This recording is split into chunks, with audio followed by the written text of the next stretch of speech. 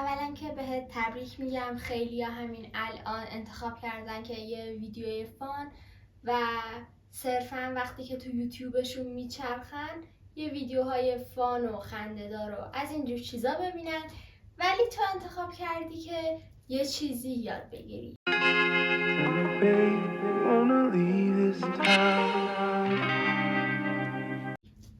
توی این ویدیو نمیخوام از کلمات و جملات کلیشه‌ای که برو جلوی آینه به خودت بگو من خوشگلم استفاده کنی.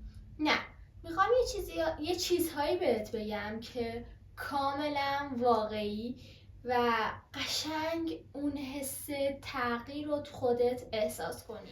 خب اولا که به نظر من اعتماد به نفس رو ما میتونیم به 2 دسته تقسیم کنیم و متاسفانه دسته دوم رو خیلی کم میشناسیم و چیزیه که اغلب توی جامعه به ما گفته نمیشه. اعتماد به نفس بیسیک و اون ظاهر کار و اعتماد به نفس درونی. متاسفانه اطرافیان ما، سوشال مدیا یا هر چیز دیگه‌ای باعث شده که ما فقط اون ظاهر رو ببینیم و شاید توی اعتماد به نفس اون 20% رو تشکیل بده و 80% باقی رو اعتماد به نفس درونی شکل بده، چیزی که تو زندگی به درد ما میخوره و ما میتونیم با استفاده از اون زندگیمون رو بهتر کنیم. من میخوام که واسه اعتماد به نفس ظاهری و درونی چند تا راهکار بهتون بدم که قول میدم اگه امتحانشون کنید مطمئنا کلی تفاوت رو تو خودتون میبینید، متوجه میشید که چقدر به خودتون اطمینان دارید و چقدر از خودتون راضی هستید و خودتون رو دوست دارید. اینکه فقط خودتون رو صرفا دوست داشته باشید، ظاهرتون رو دوست داشته باشید کافی نیست. در قدم اول شما باید به خودتون اطمینان داشته باشید و اینکه چجوری این اطمینان به وجود میاد حالا جلوتر با هم میبینیم. واسه اعتماد به نفس ظاهری که اون بیس کار رو تشکیل میده و همینه که من میگم وای من قیافم چه قشنگه، من اندامم چه قشنگه، یا دماغم خوشگله، چشام خوشگله، اینجور چیزا. فکر کنم خودتون متوجه شدید منظورمو. ببین، برای اینکه اعتماد به نفست بره بالاتر و از قیافه و چهره خودت رضایت بیشتری داشته باشی باید وابسته کسی نشی. ببین، وقتی که میگم وابسته کسی نشی قرار نیست که صرفا اون آدم تاکسیک و سمی باشه، نه. وقتی که ما وابسته کسی میشیم شاید قبول نکنید ولی حرفش چند صد برابر افراد عادی رومون تاثیر داره. حالا فکر کنین افراد تاکسیک و سمی باشن که هیچی دیگه، یه مقاله جداست واسه خودش، ولی حتی اگه تاکسیک و سمی نباشه وابسته بودن میتونه اعتماد به نفس ما رو بیاره پایین. حالا بگم چرا. ببین، وقتی که میگم ما حرف کسی رو که بهش وابسته ایم و بیشتر باور میکنیم میتونیم توی زندگی روزمره‌مون متوجه این بشیم. حالا فکر کن کسی که بهش وابسته ایم انقدر بخواد از ما ایراد بگیره، بگه که قرارم نیست که تو رومون بگه وای چقدر زشت و ایکبیری هستی. نه، میتونه خیلی آروم مثلا بهمون بگه قیافت خیلی قشنگه ها، ولی فکر کن دماغت هم عمل کنی، اوف چه چیزی میشی اگه دماغت عمل کنی. قیافت خیلی خوبه ها، ولی اگه لباتو ژل بزنی هم واقعا خیلی قشنگ قراره بشی. یا از اینجور حرفا. مثلا میتونه بگه که ببین تو اگه یه 4 کیلو دیگه هم لاغر کنی عالی میشی. یا حالا فکر کن که مثلا تو وابسته پارتنرت هستی، پارتنرت بهت خیانت میکنه و ازش میپرسی که چرا این کارو با من کردی و میگه که یه نگاه به خودت بنداز، چش چپت، دماغت الست، لبات بلست.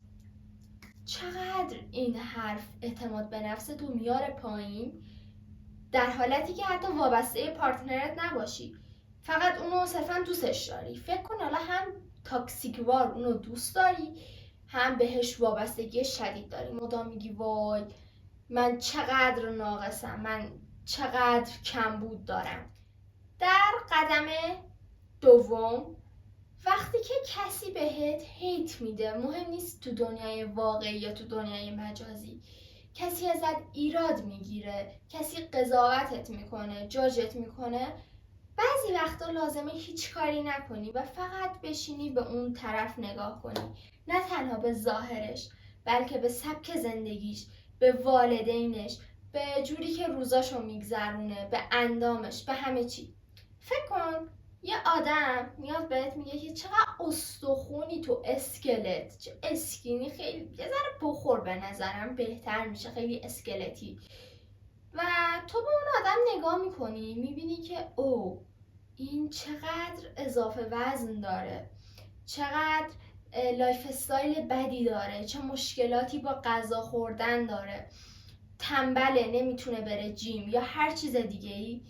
یا فکر کن میاد از قیافت ایراد میگیره، از دندونات ایراد میگیره، میری نگاه میکنی میگی او این چند سال پیش ارتودنسی کرده، این چند سال پیش دندوناشو کامپوزیت کرده. وقتی که به دندونات توهین میکنه تو متوجه میشی که این مشکل از خودشه، این توهین ریشه داره تو مشکلاتی که واسش به وجود اومده. ما چیزی رو تو بقیه میبینیم که خودمون هستیم. تو اگه اندام یک نفر رو در نگاه اول میبینی، تو اگه استایل یک نفر رو در نگاه اول میبینی یا یه چیزی توجهت رو جلب میکنه و بیشتر از بقیه ایراد میگیری از اون، حتی به زبون نمیاری ولی اینجوری که این اگه مثلا لاغر بود خیلی خوب میشد، الان به نظرم اندامش اصلا خوب نیست. نگاه کن ببین آیا تو هم تو زندگیت این مشکل رو داری؟ وقتی که اینجوری به قضیه نگاه کنی خیلی آروم میتونی از کنار این حرفا رد بشی، چون متوجه میشی که آره بابا تقصیر من نیست، تقصیر مشکلات و اخلاق و روان طرف مقابلمه. چند نفری به من میگفتن که سبا چجوری این همه هیت گرفتی؟ یه مدت من هیتام رفت بالا تو تیک تاک، حالا بحث اونو نمی کنم. چجوری میتونی مقاومت کنی؟ یا مثلا این همه از قیافت ایراد میگیرن، چجوری میتونی مقاومت کنی؟ از همین تکنیک استفاده میکنم، میرم تو پیج طرف نگاه میکنم، نمیخوام من کسی رو قضاوت کنم، نمیخوام کسی رو اصلا هیچ کار و قضاوت و اصلا از جاش کردن خوشم نمیاد، ولی نگاه میکنم متوجه میشم و به خودم میگم ایول سبا دمت گرم که میتونی متوجه بشی که این آدما چرا اینجوری میکنن. حتی اگه یک لحظه خودتو جای اون بذاری، اینجوری که اون حرصتو، اون طمعتو فقط میخوای یه جا خالی کنی، با نفرت ولی این کار رو انجام میدی، با نفرت پراکنی.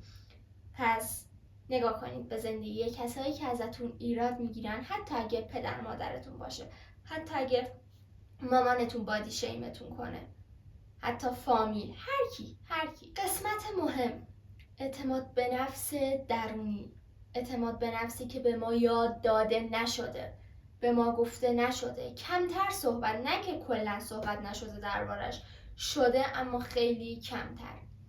یه جمله اگه بخوام بهتون بگم درباره اعتماد به نفس درونی اینه که اعتماد به نفس یعنی انجام دادن کاری که فکر میکنی نمیتونی. این کاره هر چند کوچیک هر چند بزرگ فرقی نداره، انجام دادنشه، مهم انجام دادنشه. الان واسهتون مثال میزنم. فرض کن شما به عنوان کسی که اضطراب اجتماعی داری و نمیتونی توی جمع صحبت کنی، حتی از اینکه بری از فروشنده سوال بپرسی خجالت میکشی، حتی اگه از این خجالت میکشی که بری کافه و با باریستا صحبت کنی، سفارشتو بدی. واسه همین یا خونه یا مثلا کاراتو به دوستات میگی، به مامانت میگی، به مامانت میگی مامان بپرس ببین فلان چیز قیمتش چنده، آقا این سفارش منم بنویسید و اینا، به دوستات میگی که بگن. این اعتماد به نفس تو میاره پایین. چرا؟ چون تو جرأت کاریو نداری، ولی فکر میکنی تو ذهنت نمیتونی. یه روز بلند شو برو بیرون، از قدم‌های کوچیک شروع کن. بلند شو برو یه اسپرسو واسه خودت بگیر، به عنوان حالا مثلا کسی که اضطراب اجتماعی داره رو من دارم مثال میزنم دیگه، و خودت با اون باریستا صحبت کن و به عنوان کسی که طول عمرش یک بارم سفارشش رو خودش ثبت نکرده، سفارش تو ثبت کن. با مامانت رفتی بیرون، خودت قیمت جنسی که میخوای و بپرس، چون که تو خجالت میکشی از این کار، اضطراب اجتماعی داری و این خیلی چیز رایجیه متاسفانه بین آدما. و کم کم شروع کن به صحبت کردن توی جمع، ارتباط گرفتن با آدما، پیدا کردن دوستای جدید و این واسه تو یه موفقیت بزرگه و اعتماد به نفس همینه. تو تونستی اعتماد به نفستو جمع کنی، عزمتو جزم کنی و پاشی بری کاری که فکر میکنی نمیتونی انجام بدی و انجام بدی. اینه که یک کار ارزشمند و قابل تقدیره به نظر. قدم بعدی برای اعتماد به نفس داشتن باید خودتو اولویت قرار بدی. ببین، اینکه نیازهای خودتو در اولویت قرار بدی، خواسته های خودتو در اولویت قرار بدی و بعد بیای خواسته های بقیه رو بچینی خیلی مهمه. و من نمیدونم چرا ما بعضی وقتا فکر میکنیم که آره من خودم رو دوست دارم و خودم رو اولویت میذارم، در حالی که اصلا اینجوری نیست. به رفتارت نگاه کن. فکر کن که یه نفر بهت گفته که میای فلان روز بریم بیرون، تو با اینکه اون روز دلت میخواست تو خونه بمونی و ریلکس کنی، کاراتو انجام بدی، یا هر پلنی که واسه خودت داشتی اینجوری بودی که بگم نه ناراحت میشه، کسی نمیره باهاش ناراحت میشه، بذار من برم. پس نه، اینجوری نباید باشه. یاد بگیری که بگی نه. حالا من خیلی جزئی از روش میگذرم، ولی خب خیلی مطالب هست، خیلی کتاب ها، ویدیوها، پادکست ها که میتونید ببینید و اگه به این درد نمیتونم نه بگم مبتلا هستید میتونید خودتون رو درست کنید. وقتی که خودتو اولویت قرار دادی میتونی بگی نه. آقا پارتنرم فلان چیزو ازم میخواد، خیلی راحت میتونی بگی نه. دوستم فلان چیزو میخواد، نه. و بدون وقتی که میگی نه ارزش خودتو پایین نمیاری، برعکس بالا میبری. وقتی که خودت تو اولویت خودت نیستی و نمیتونی بگی نه، مطمئن باش پیش چشم بقیه یک آدم بی ارزش و دم دستی میشی به تدریج. چرا؟ چون میگه به فلانی و فلانی و فلانی بگم، اگه اونا با من نرفتن بیرون حالا به این بنده خدا میگم. این که همیشه هستش، این که هر جا بگم پایست میاد، ولش کن. حالا فکر نکن که وقتی که همیشه بقیه رو اولویت خودت قرار میدی و نمیتونی بگی نه، رفیق پایه‌ای هستی. نه، رفیق پایه‌ای نیستی، فقط داری ارزش خودتو پایین تر میاری.